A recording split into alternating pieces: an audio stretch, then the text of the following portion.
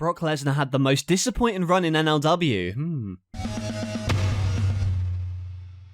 Yo, what's up guys, it's NLW Figs here, back again with another video. This time, something a little bit different, you know? I asked people on Instagram, this is like months ago now, for some hot takes for PigFed, but most of them, you know, they were kind of controversial. I didn't want to kind of upset people if I made a video like that, but I got a couple of hot takes about NLW. In fact, Absolute Davian PigFed Wrestling, aka Cringe God on Patreon, had a lot of cool NLW hot takes that he thought, and you know what, I thought it'd be a fun little bonus video here on NLW Figs to go over some of the storylines I've done in the past for NLW and decide, you know what could have been changed, what could have been different, and, you know, some maybe opinions that might disagree with some people, I don't know, but we'll go into them right now. And you know what, we'll start off with the main one. Brock Lesnar had one of the most disappointing runs in NLW. Now remember, this is all from Cringe God, and I'll respond to these and I'll decide, you know, what I think. So I'll either give like a thumbs up or a thumbs down to the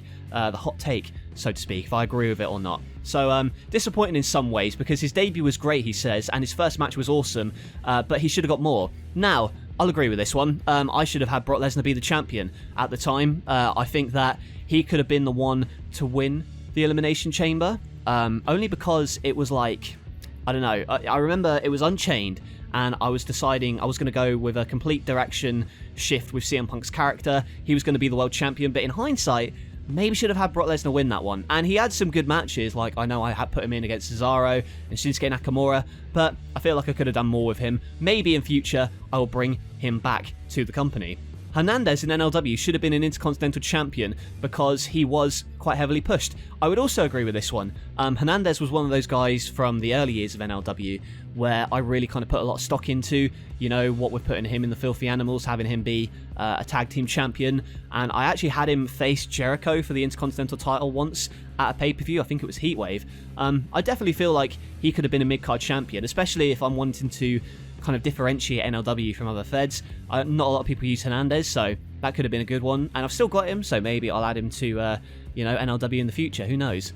Kurt Angle versus Bryan Danielson, the best match I've ever made. It's up there. I'll disagree because I think I've done other matches that have been better than this one, just in terms of scale. One-on-one match, though, it's definitely my top 3 favourites of all time. And the match he's referring to is the one that took place at NLW Insurgents. This was like 2017. Go and watch it if you haven't already. It's one of my favourite matches of all time. Kurt Angle versus Daniel Bryan.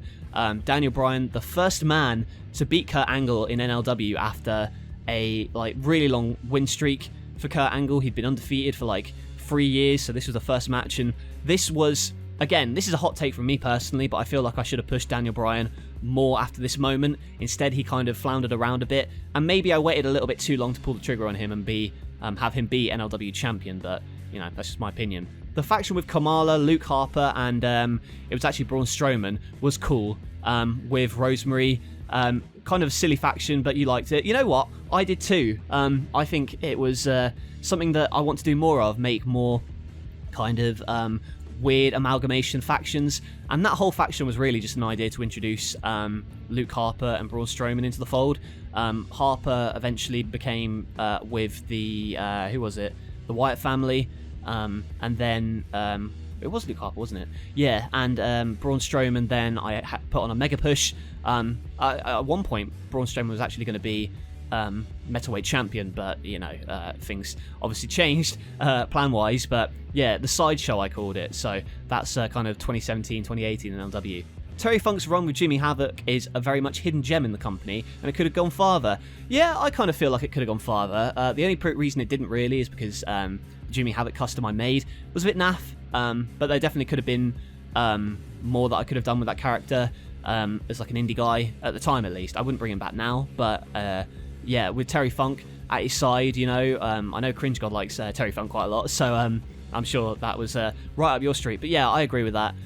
Funk with the kind of, you know, being the mentor to Jimmy Havoc, and then eventually having Royal Rumble number 3, it was Dean Ambrose versus Terry Funk in a barbed wire match for the hardcore title, and that's the match I always wanted to do from the start of this feud. So yeah, it could have gone a little bit further, but I feel like it is a hidden gem in my opinion.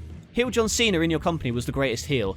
I don't know if this is a hot take or not, But I actually disagree with this one. I think personally, it's Triple H. Triple H was the man from the get-go. Like, once he betrayed Shawn Michaels, he was beating people up all the time. And then even as a face, I don't know if it really worked. Not that it really worked, but he still had those heel tendencies I tried to incorporate. Like CM Punk in the lead into WrestleMania 2 was getting mad at Triple H because he was kind of hogging the spotlight. When he comes back, he's kind of a big conquering hero, and then now as the EVP, he's a little bit evil because he did push, or at least he orchestrated pushing Ricky Steamboat in front of a train. In fact, I'd argue as well that Kevin Owens could also be one of the biggest heels in the company history. So yeah, I'd say John Cena's up there, maybe top 5, but for me personally, it's Triple H. R-Truth in the NWO could have done a little bit more. Is that what you're trying to say? I think R-Truth in the NWO is someone that I wanted to definitely explore because I did like Wrong Truth Killings, that kind of gimmick in TNA. So him in NWO, he could have done more. Like, he could have fought Brock Lesnar at one point, even if he got squashed. Maybe I should have given him more, but he was Intercontinental Champion for a while, so I feel like I pushed him to kind of what his limit would have been. So yeah. John Cena and Raven had the best rivalry, maybe, he says. So physical and personal that you were really into the rivalry. Yeah, John Cena and Raven is definitely one of my favourite rivalries. Just taking a guy, it's not like Raven's like a nobody or anything, but really to put him in with John Cena and have John Cena be the hardcore champion after his lengthy NLW title run was something that I really enjoyed, and having John Cena be this kind of hardcore guy and try and prove himself really to Raven, and that whole series of matches, it started off with a hardcore match, Destruction pay-per-view, then I had an I Quit match between them, and then a barbed wire match between them. So yeah, definitely one of the best rivalries, like underrated rivalries, I'll give you that one. Drew Galloway, when he was called that in the Fed, could have been the one to beat Kurt Angle. Yeah, you know what? Yes, he could have, because they did have a match at WrestleMania 2 where Galloway faced Angle, and I think at that time, maybe I should have had Drew Galloway, or McIntyre as you know him, win that matchup, but I'll disagree with this one because at the time, I'd only just brought Galloway into the company. I'd only just brought McIntyre into the company, and it could have been a good way to kind of kickstart his main event run, his main event push, but in hindsight, I did get a couple more matches out of Angle, like the one against... who did he face next? I believe he faced... oh, you know what, it's slipping my mind big time, but he did face a couple of people after that. And then, yeah, like Batista, and then he went on to face Daniel Bryan. So I'm rather that it was Bryan who beat Angle, because it meant a little bit more in the grand scheme of things, having Bryan win the NLW title. But Galloway, I can make a shot at that. So, also, the Riot Squad, the tag team, Kofi, Hernandez, and Hideo Itami was a very good tag team. Yes, I wanted to pair them together because it was kind of a rip-off of the Beatdown Clan, because they had Hernandez and MVP, but obviously didn't have an MVP figure, so I was just kind of thinking, who are good strikers? Who's good, who's like a high flyer, who's like a striker, who's like a powerhouse. Put 3 of them together and boom, you got the Riot Squad. Kofi and Itami as well is like a team I really wanted to bring in. For some reason, I don't know why I paired them together, but like I said with the sideshow thing, I want to add more kind of makeshift tag teams to NLW. There will be one coming soon, I believe. Probably hasn't happened yet, but there will be one. Like super groups like that. So yeah, the Riot Squad definitely underrated. Best NLW champion, AJ Styles. Nobody would change your mind. Yeah, there you go. I agree with that 100%. AJ held it for over a year. Defended it in like Hell in a Cell, Iron Man matches, you name it, against Sting, Undertaker, Punk, and more. Yeah, great champion. Bray Wyatt, after he won King of the Ring, could have been World Championship material, or just any championship, really. Yeah, definitely, but I don't think the character of Bray Wyatt needs a championship. So I'll disagree with this one, respectfully, because I do feel like he could have... Yeah, to be fair, like now he's the Fiend in NLW. I think I've done his run perfectly, like to finally be beaten by Sting at WrestleMania 3 in Hell in a Cell. Yeah, I don't think he needed the championship at that time, because then he would have had to lose it, and I didn't really want him to lose until he lost to Sting. Austin Aries had the best X Division title run.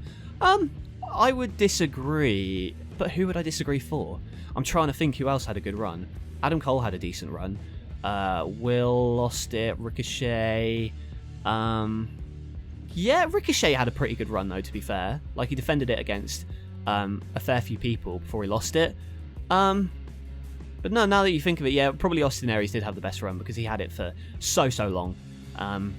Mustafa Ali is someone I'm trying to get on that level, but you know, we'll see what happens there. But Austin Aries definitely the best X Division champion. One last one, right?